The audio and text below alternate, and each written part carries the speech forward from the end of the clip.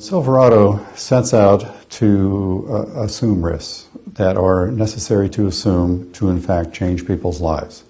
And it takes courage, it takes heart. It's coming from our operating philosophy of love is greater than fear. We're coming from the courage side when we take those risks. We knew, when people have a tendency to fall, and the elderly, especially those with memory impairing diseases, have a tendency to fall. And in the industry nationwide, whether it's skilled nursing or assisted living, you'll see a 6 to 8% fall with fracture rate.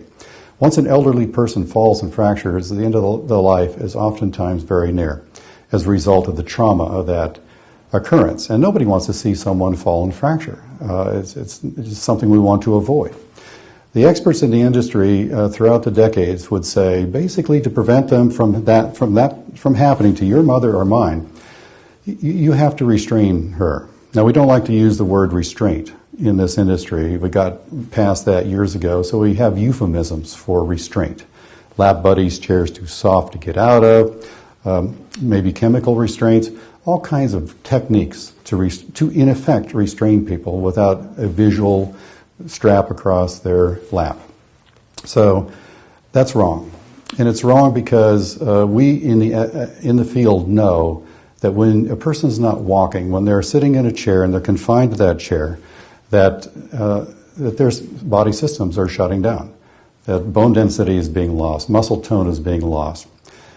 Cardiovascular systems are breaking down, pulmonary systems are breaking down. You name a system, it's breaking down because we humans are meant to walk.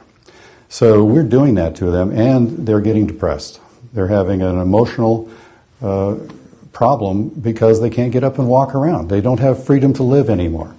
So Silverado addresses that problem with the courage to say that's the wrong way to do it. The way to do it is, in fact, to let them walk. In fact, encourage them to walk. If they come to us and they can't walk, we're going to retrain them to walk. Medicare won't pay for it because they have dementia, because they're not supposed to be able to improve, but who cares? We have staff that will get out there and work with them. We have trained nursing staff who know how to do it safely and effectively. So we got them up walking around. We engage them with pets. We engage them with children. We engage them with pools outside. Whatever it takes to interest a person is we re-engage them in life with those tools and get them walking again.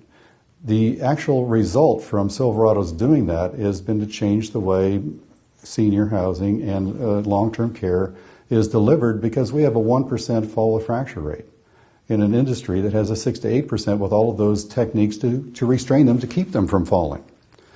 We take the most challenging cases. We've taken the ones that others are afraid to keep, the ones who are no longer welcome to go to another assisted living.